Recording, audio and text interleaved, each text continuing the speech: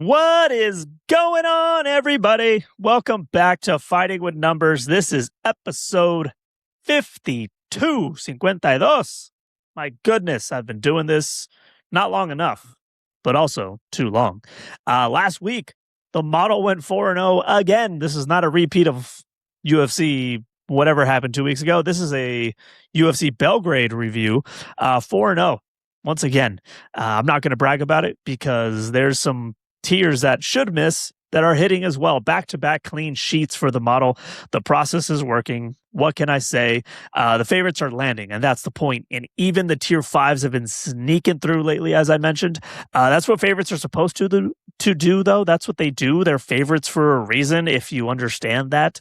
When the model's running clean, we're just going to ride it. And hey, I would brag about it if I was betting all 4 of those modeled fights, but I'm not, because those tier 5s traditionally are big favorites I want to avoid, and I avoided them, but they won anyways. Hey, but congrats to them. Congrats to the model, because now, overall, we're sitting at 92, 50, and 6 on the year. That's 64.79% for those that like percentages. The best stretch we've had in a while for sure. I mean, 8-0 over the last 2 weeks from the model is not a bad thing. And it's a number that feels good heading into this kind of back half of the year, right? So we'll take it. This week, the UFC is back in the US, back in America, at the Apex, everyone's favorite fight warehouse, for UFC Vegas 120. And I'll be up front with you right away. If I thought the last few weeks were thin on data, and I know I said that last week, this one might take the cake and eat it too. I've only got dos fights, with enough information to break down, and one of which even has its own little data caveat that I'll walk you through later. It is thin today, kids. Let's just say there's a lot of fighters with enough fights. 3 fights in the UFC is usually what I'm looking for. But there are a lot of finishers, or finishees, I guess you could say. They just don't have 3 fights worth of data. Even if they're 4-0, 3-0, if that information isn't there, I can't run them. It's just too little data to really confidently run them. Some of them I've run numbers just for fun, just to see where we land. There's some shaky information there. But overall, these are just the 2 I'm running through the day are really the 2 with enough data for me to feel confident to track and predict through the model. I'll explain everything, but let's just say it's not a strong one today, kids. The main event, though, not a bad one, if I'm being honest, for the lightweight division. Mateusz Gamrot and Salkilld. He has been hot in the UFC. It's genuinely an exciting matchup, and we'll get to that. We'll get to the context around that, and I got to give you the bad news here on the front end. Yes, it's a short pod, so I'm ripping another pack. I've still got a couple of these little suckers laying around, so we're going to do it again. Sorry about it. My pod. I get to do whatever I want. Really. There's no one to stop me, really, except you, who might turn it off. So please don't turn it off. Listen at least up until that point if you don't like the card breakdowns, and just move on. But it's 5 minutes. Just leave it playing in the car for me, will you? But yes, I'm ripping another pack. I was hoping I'd be done with that segment for a little while, but the fight card, the UFC card, is not cooperating. Next week, we get a numbered event. The UFC will deliver a little more meat on the bone there. We get title fights. That's always exciting. So we should get back to fuller breakdowns, and I'll put these cards away for a while. But one more for the road. What do you say? 2 fights today. Let's get into it. And you already know I am Rob Moreno, a.k.a. Bobby Knuckles, a.k.a. The Robio. And if you didn't know, now you know. But make sure, find me across all social medias, and by all, I mean 2, Twitter and Instagram. That's about it. At The Robio, links in the description. And never forget, full model data and season dashboard is available at fightingwithnumbers.com. Let's go. Fight! Man, I am looking myself in the camera right now, and I need to shave. I have not shaved since I returned from Mexico. I know. I'm sure some of you are listening and thinking I have like this crazy beard. No, I don't. I just have a lot of facial hair. See, I don't grow a beard. I'm kind of the guy that when I let my facial hair grow, it just doesn't matter how long it gets. I just look like a guy who hasn't shaved. I don't look like a guy with a beard. I look like a guy who hasn't shaved. I don't like the way it feels. So, but I got to shave. And honestly, I'm a fidgeter too. I never know what to do with my hands. I don't know what to do with my hands during the podcast most of the time. That's why I'm touching the microphone, touching the table. But yeah, when my facial hair starts growing, I start picking at it with my hands, and it's probably not a cleanliness thing to put my hands on my face all the time. But hey, whatever. Germs make you stronger, kids. Just stick your hands and face and everything if you want. Anyways, I don't know what that was about. But let's get into it. Speaking of ugly and unhealthy, this fight isn't pretty, and I'm sorry that I have to break it down. Diego Ferreira versus Billy Quarantillo, Billy Q, as I will, just to speed things up here. Diego Ferreira is on a 2-fight losing streak, most recently knocked out by Alexander Hernandez in September of 2025, by the way. So it's been a minute. He is 2-2 in his last 4 and 2-5 overall in the UFC. At 41 years old, the twilight of the career is real. Across from him, Billy Q is also on a 2-fight losing streak. So thank you, UFC, for delivering 2 fighters on 2-fight losing streaks in the co-main event of UFC Vegas 120. Thanks. Billy Q was last seen in December of 2024. So it has been a real hot minute since we've seen him. And his last outing was a TKO loss to the legend, Cub Swanson. Now, he is 1-3 in his last 4, 3-4 overall just in the UFC. And he's making the move up to lightweight now, 155 pounds. Most of his career was at 145. So he's leaving featherweight behind, it seems. At 37 years old, also not a young pup. It's a weight class change that raises its own set of questions, honestly. Neither of these guys have a winning record in the UFC. What exactly are we getting out of that? 2 fighters, both of them trending in the wrong direction. One's moving up in weight, neither carrying momentum. But that's our co-main event, and that's what we're about to break down. Hang tight. So let's dive into some stats here. As I mentioned, the age, Diego, 41 years old. Now, normally that'd be a flag, but Billy Q's 37. So it's something to flag, but it's not as high of a red flag as, for example, last week's Navajo Sterling versus Jan Blachowicz, where it was like a 18-year age gap. This is small enough where I'm not sure it's as effective. So yeah, Diego Ferreira, 41.6 years old, according to my exact data. I feel 41.6 years old. I am almost 42. 41.6 feels about accurate. But reach advantage will go to Diego, first of all. XR percentages are dang near equal. Honestly, both are kind of treading water right here, right around that red flag zone. Diego at 54%, Billy Q at 52%. Not exactly shining stars here when it comes to winning rounds consistently, but hey, that's how you put up those records that you boys have. Now, in the striking department, this is the more interesting part of the comparison. Ferreira lands 4.70 significant strikes per minute with a 1.24 differential, absorbing 3.46 significant strikes per minute. They're actually decent enough numbers. He has scored 3 knockdowns as well in the UFC. So a tiny bit of power there. Billy Q brings the volume, though. 7.04 significant strikes per minute and only a 1.17 differential, while absorbing 5.87 significant strikes per minute. He is in constant firefights and eating a lot of leather in the process. Both men have been knocked down multiple times in their career, 4 for Ferreira, 3 for Quarantillo, and neither chin is a fortress in this scenario. The grappling is thin, to say the least. It's thin across the board. Ferreira has a 33% control rate in the clinch and ground time with just 9 takedowns at 30% accuracy. Billy Q, slightly more active, 50% control rate, 13 takedowns at 25% accuracy. So he is attempting around 4.48 takedowns per 5 minutes. It's a little more aggression there in that arena. But at only 25% accuracy, he's not exactly efficient at what he's trying to do. Takedown defense is also similar for both. 58% for Diego, 61% for Billy Q. There just isn't much to separate them, and the model doesn't know what to do with it. Actually, it does. The model knows all. It lands on Diego Ferreira here, 53%, almost 54% win probability. But you see that flag right there, tier 5 favorite. This fight honestly feels like a coin flip with a tier 5 label attached to it. At minus 165 currently for the money line on Diego, the model sees no edge worth acting on, honestly. And a 41-year-old on a losing streak with ugly metrics on both sides of this fight is not where my bankroll wants to go. Benefit of having the UFC nearly every week is that we can always have something to bet on.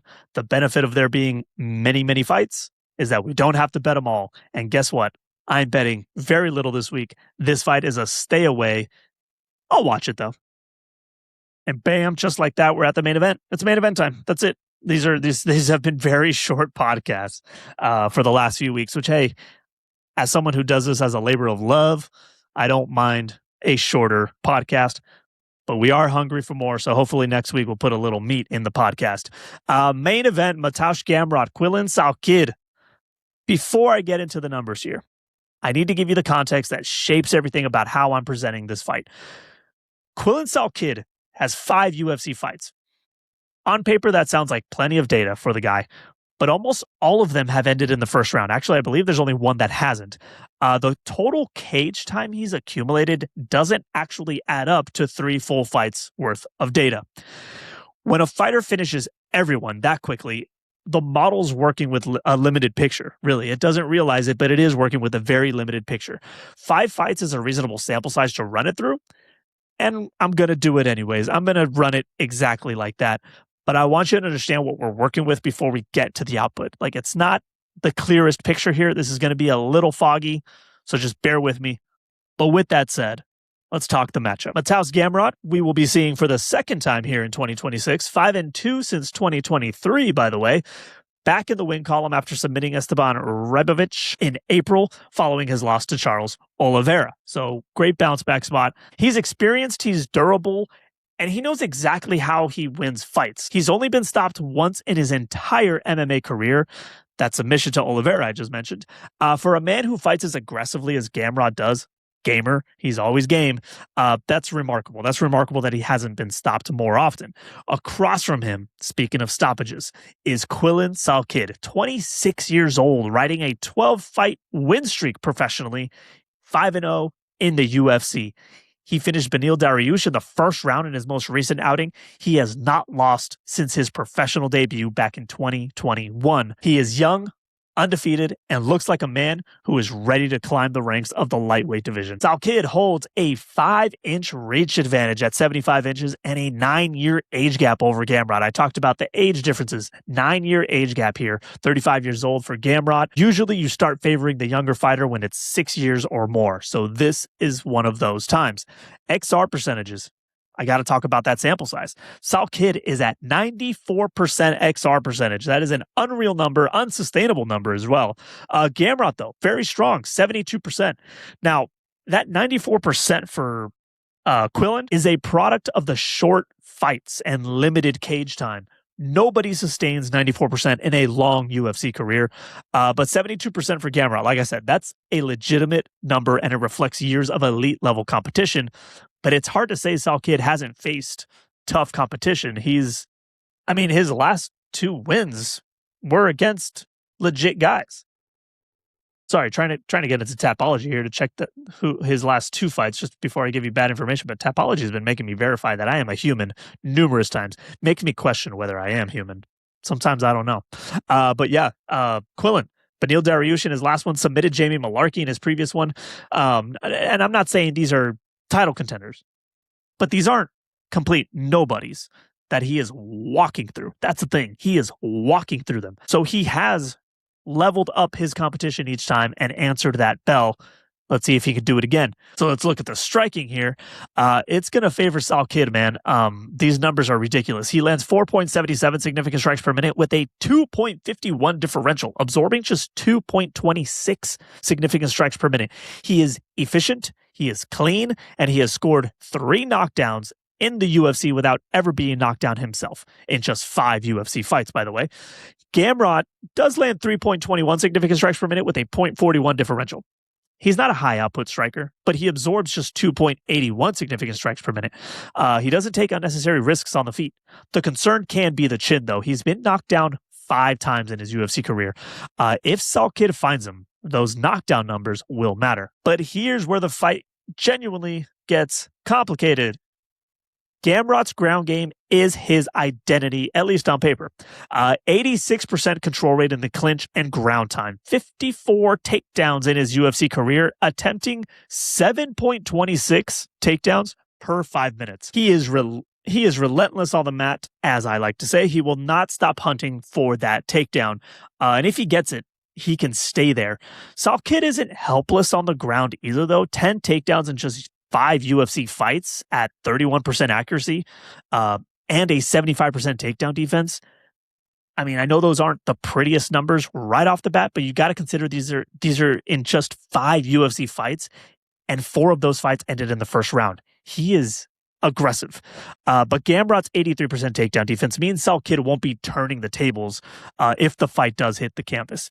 Let's just face it. The central question of this fight is simple. Can Salkilld keep this standing long enough to use his striking and finishing ability before Gamrot drags it to the ground and grinds the rounds? The model processes all that information and lands on... Bam. I kept missing the spacebar. Lands on the undefeated prospect, Quillan Salkilld, 72% win probability. Tier 1 favorite. His odds right now are sitting at minus 140, minus 150. It's starting to move around as of this recording. The implied probability on that line is around 58%. Our model has him at 72%. That gap is real, and honestly, it's worth acting on, even with the data caveat around his cage time. I think that's a decent number. The model's correct here, in my opinion. The numbers support Salkilld, the price supports Salkilld, and the youth, reach, finishing ability all point in that direction. I already took him at minus 140 for the week. This is probably my sole bet for the week, so I'm firing on it. All right, and that's the breakdown for UFC Vegas 120. And for those of you sticking around, let it rip. And one more pack rip before we hopefully get back to fuller UFC cards. Last one for a while. Let's hopefully make it count. But from what I understand, this box probably doesn't have anything else all that special after we pulled that pretty cool Ilya Topuria card. So let's see what we get. Let me adjust over here, move my microphone a little bit. So here's our pack. Hey, check it out. It's Remy. All right, here we go. Let's open her up. No peeking. No peeking. That's what I try to avoid. No peeking. That's what I understand. There we go. Couldn't get the card out. Here we go. What do we got? We got, hey, RDR, Rainier de Ritter. Just a standard card. Looks like a base card from what I understand. I'm learning the lingo, Mr. Al King and Isaiah Wrinkle. Shout out my boys at Proper Hobby. Check them out on Whatnot. They actually know what they're doing when it comes to opening cards. What else we got? We got Eduardo Mora, flyweight, women's division. We got, hey, Curtis Blades. That's not a bad card, but it's just a base card. Come on. Give me something special. Another, I think this is like the second or third Ilya Topuria card. This is just a base one, though. I mean, it's got the little sepia thing going on. And our last one, hey, look at that. We got Magomed Ankalaev. Hey, he did just win. Hey, this is a kind of cool card. What do we got here? Allen and Ginter. I don't know what that means. So another kind of cool special card here. I don't know if it's worth anything. As I mentioned, these could be worth nothing. But kind of a cool little card. This is after facing Johnny Walker in 2024. So kind of a cool little card. There we go. This is our cool card for the week. Cool guy for the week is Magomed Ankalaev, who, by the way, if you've watched The Office, tell me that doesn't look like Cousin Mose. Come on, man. And that is UFC Vegas 120. Not a lot to write home about, but hey, I did pull this fancy Magomed Ankalaev card. Got that going for me. So whatever came out of that pack, thank you, UFC. We're 92, 50, and 6 on the year on UFC predictions, by the way, not UFC card pulling. Those are fight predictions from the model. 64% back-to-back clean sheets. I don't think it happens again, even though we only have 2 fights predicted this week. The model's humming along. So hopefully next week, UFC 330, we get a nice meaty card here. Next week, more fights always means more data and more spots to work with. So we look forward to it. For now, head over to fightingwithnumbers.com, bookmark the site, follow me on social media. We got the full season dashboard at the website, model data, fightingwithnumbers.com. Check it out. As always, find me on social media at Twitter/X and Instagram at the Robio. If you're enjoying the show, I'm begging you, subscribe, leave a rating, share the episode with a fellow fight fan, or maybe someone who just likes someone screaming numbers at them. I can do that for you as well. It means a lot when you do that. Appreciate all of you for tuning in. Enjoy the violence. Perfect.